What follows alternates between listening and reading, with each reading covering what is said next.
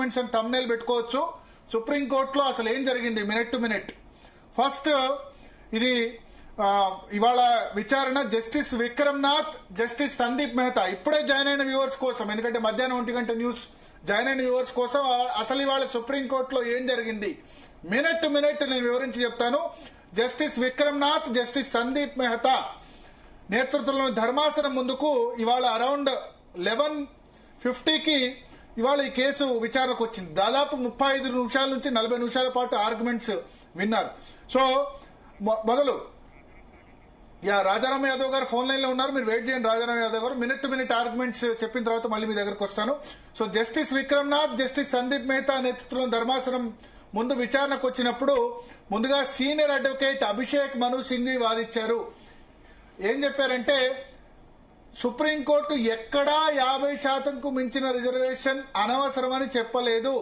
ఇందిరా సహాని తీర్పులోని ఒక పేరాను చూపిస్తాను అని కోర్టు ముందు వాదించారు. అప్పుడు ప్రతివాదుల తరపున అంటే పిటిషనర్ బుట్టంగారి మాధవరెడ్డి తరపున గోపాల సుబ్రహ్మణ్యం వాదనలు వినిపిస్తూ గవర్నమెంట్ జారీ చేసిన జీవో ద్వారా రిజర్వేషన్లు బీసీ రిజర్వేషన్లు 42%కు పైగా పెరిగాయి. మొత్తంగా 60%కు మించాయి. 60% అంటే 42 బీసీ, ఎస్సీ 15, ఎస్టీ 10, టోటల్ 67%కి అయినాయి. కృష్ణమూర్తి తీర్పులో 50% లిమిట్ అనేది క్లియర్ గా ఉంది. ఇందిరా సహాని తీర్పు సామాజికంగా వెనుకబడిన తరగతుల సందర్భంలో ఉంది, అంటే ఎస్సీ ఎస్టీ ఓబీ సందర్భంలో ఉంది, ఇక్కడ అది సద్వినియోగం అవుతుంది అని చెప్పి కృష్ణమూర్తి తీర్పును ఆయన కోట్ చేశారు. అభిషేక్ మను సింగ్ ఏమో ఇందిరా సహాని తీర్పులో ఒక పేరాను మాత్రమే చూపిస్తారు, దానిలో క్లియర్ గా లేదని చెప్పారు. అప్పుడు గోపాల్ సుబ్రహ్మణ్యం కౌంటర్ ఇస్తూ కృష్ణమూర్తి తీర్పులో కేవలం స్థానిక సంస్థల పరిధిలో ఎస్సీ ఎస్టీ ఓబీసీలకు 50% రిజర్వేషన్లకు మించి ఇవ్వకూడదు, అంటే కేవలం విద్యా ఉద్యోగాలకు మాత్రమే వర్తిస్తుంది ఇందిరా సహాని జడ్జిమెంట్, రాజకీయ పరంగా వర్తించదు అని చెప్పి అభిషేక్ మను సింగ్ హైకోర్టులో ఆర్గ్యుమెంట్ వినిపించారు. దానికి కౌంటర్ గా గోపాల సుబ్రహ్మణ్యం ఇది కృష్ణమూర్తి తీర్పులో సుప్రీంకోర్టు చెప్పింది, కృష్ణమూర్తి కేసులో స్థానిక సంస్థల పరిధిలో కూడా ఎస్సీ ఎస్టీ ఓబీసీలకు 50% రిజర్వేషన్లు మించి ఇవ్వకూడదు. ఈ మినహాయింపు కేవలం షెడ్యూల్డ్ ఏరియాల పరిధిలో ఎస్టీ ప్రయోజనాల్ని కాపాడేందుకు మాత్రమే ఉండాలి. 50% దాటొచ్చు, కానీ కేవలం షెడ్యూల్డ్ ఏరియాలో, అంటే కంప్లీట్ ఆదివాసీ ఏరియాలో, ఖమ్మంలో, ఆదిలాబాద్ లో చాలా చోట్ల ఆదివాసీలు ఉన్న ఏరియాలో, ప్లేన్ ఏరియా ట్రైబ్స్ కూడా అక్కడ ఉండడానికి అవకాశం లేదు. చాలా చోట్ల టీచర్లు ఆదివాసీ ప్రాంతాల్లో ప్లేన్ ఏరియా ట్రైబ్స్ కూడా వచ్చి అక్కడ ఉండడానికి వెళ్ళలేదు. ఆదివాసీ ప్రాంతాల్లో పుట్టిన వాళ్ళకి మాత్రమే రిజర్వేషన్ ఉండాలి. సో ఈ కృష్ణమూర్తి తీర్పులో ఎస్టీలకు మాత్రమే అవకాశం ఉంది. ఎస్పెషల్లీ నార్త్ ఈస్ట్ స్టేట్స్ లో మిజోరాం, మణిపూర్, మేఘాలయ ఎటువంటి ప్రాంతాల్లో ఎస్టీలు చాలా ఎక్కువ సంఖ్యలో 90% ఎస్టీలు కూడా ఉన్నారు.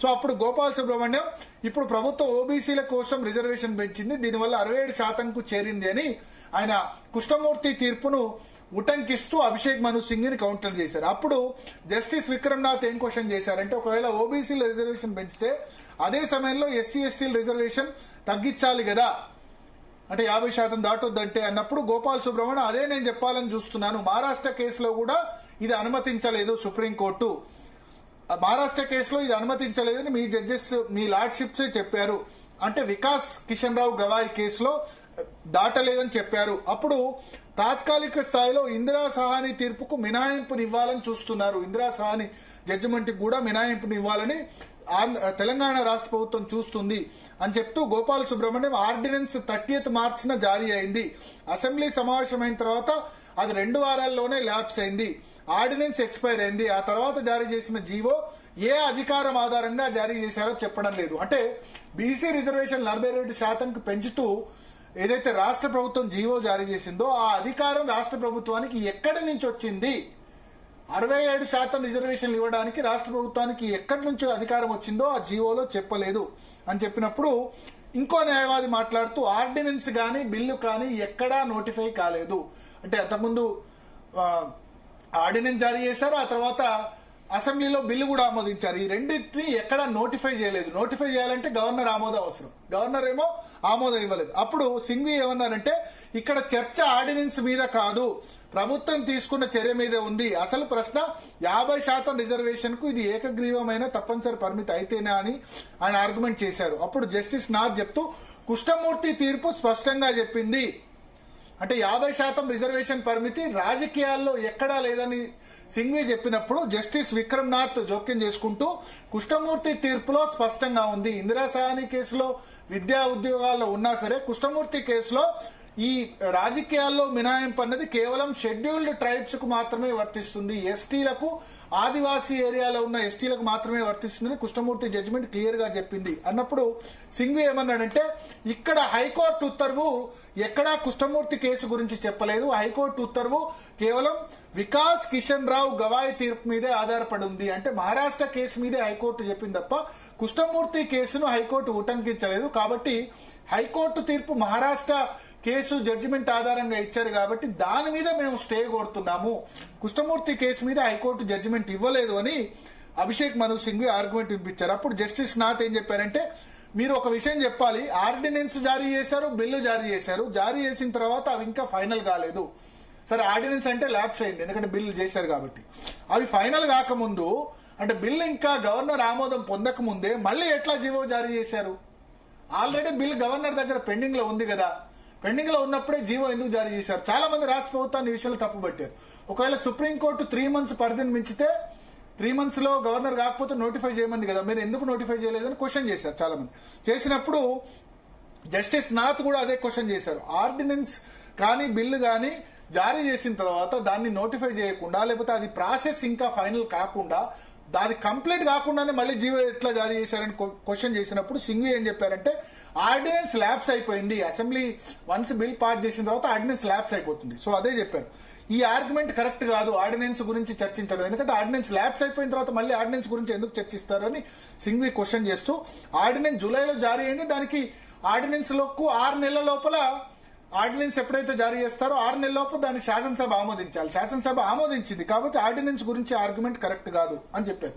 కానీ బిల్లు పెండింగ్ లో ఉండగా గవర్నర్ దగ్గర ఎందుకు జీవో జారీ చేశారని మాత్రం అభిషేక్ మను సింఘ్వి చెప్పలేదు. అప్పుడు జస్టిస్ సందీప్ మెహతా జోక్యం చేసుకుంటూ కృష్ణమూర్తి తీర్పులో చెప్పిన రేషియోను సుప్రీంకోర్టు ఇందిరా సాహ్ని జడ్జిమెంట్ ఇచ్చింది, కృష్ణమూర్తి తీర్పులో ఇచ్చింది. ఇందిరా సాహ్ని జడ్జిమెంట్ లో విద్యా ఉద్యోగాల్లో 50% దాటొద్దని చెప్పింది. కృష్ణమూర్తి తీర్పులో రాజకీయ పరంగా స్థానిక సంస్థల్లో కూడా దాటకూడదు, ఎందుకంటే చట్టసభల్లో బీసీ రిజర్వేషన్స్ లేవు, అంటే అసెంబ్లీలో కానీ పార్లమెంట్ లో బీసీలకు రిజర్వేషన్ లేవు. సో స్థానిక సంస్థల్లో కూడా రిజర్వేషన్ దాటొద్దు అని కృష్ణమూర్తి తీర్పు చెప్పింది, 50% దాటొద్దు అని చెప్పింది. ఒకటే ఒక ఎక్స్క్లూజన్ ఇచ్చింది, అది షెడ్యూల్డ్ ట్రైబ్స్ ఏరియాలో మాత్రం దాటొచ్చు అని చెప్పింది. సో కృష్ణమూర్తి తీర్పులో చెప్పిన రేషియోను మీరు పరిగణలోకి తీసుకున్నారు. కిషన్ రావు గవాయి తీర్పు కూడా 50% మించి ఏమి అనుమతించదని చెప్తోంది అని జస్టిస్ మెహతా అన్నారు. సింఘ్వి అన్నారు ఎందుకు కాదనే ప్రశ్న మీద హైకోర్టు తాత్కాలిక స్టే ఇవ్వచ్చా?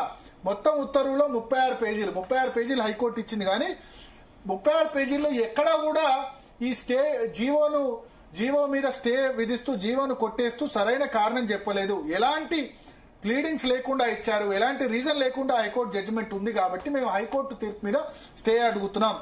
గవాయి తీర్పు పూర్తిగా ట్రిపుల్ టెస్ట్ ఆధారంగా ఉంది, ఆ గవాయి తీర్పు ఆధారంగా చెప్పారు తప్ప కృష్ణమూర్తి తీర్పు ఆధారంగా చెప్పలేదు. మీరేమో కృష్ణమూర్తి తీర్పు ఆధారంగా దాటొద్దు అని చెప్తున్నారు, ట్రిపుల్ టెస్ట్ ఆధారంగా ఉంది. అయితే ట్రిపుల్ టెస్ట్ ఆధారం ప్రకారం ఎంపరికల్ డాటా మా దగ్గర ఉంది, పూర్తి స్థాయిలో సర్వే చేశాం రాష్ట్ర ప్రభుత్వం అని అభిషేక్ మను సింఘ్వి చెప్పారు. అప్పుడు అభిషేక్ మను సింఘ్వి చెప్పినప్పుడు అయితే 50% అనేది ఒక కట్టుబడి మాత్రమే, 50% అనేది కంపల్సరీగా పాటించాల్సిన అవసరం లేదు అని చెప్పినప్పుడు ఇక సుప్రీంకోర్టు ఈ విషయంలో మేము జోక్యం చేసుకోమంటూ స్పెషల్ లీవ్ పిటిషన్ ని డిస్మిస్ చేశారు. అయితే అదే సందర్భంలో హైకోర్టు ఇక్కడ సుప్రీంకోర్టులో ఏం జరిగిందో ఇన్ఫ్లుయెన్స్ కావాల్సిన అవసరం లేదు, హైకోర్టు తన ఓన్ మెరిట్స్ లో పూర్తి, ఎందుకంటే హైకోర్టు ఇప్పుడు ఇచ్చింది మధ్యంతర తీర్పే, November 5కు మళ్ళీ వాయిదా వేసింది కాబట్టి ఆ తర్వాత ఏం జరుగుతుంది అన్నది తర్వాత నిర్ణయం తీసుకోవాలని చెప్పారు. సో ఇప్పుడు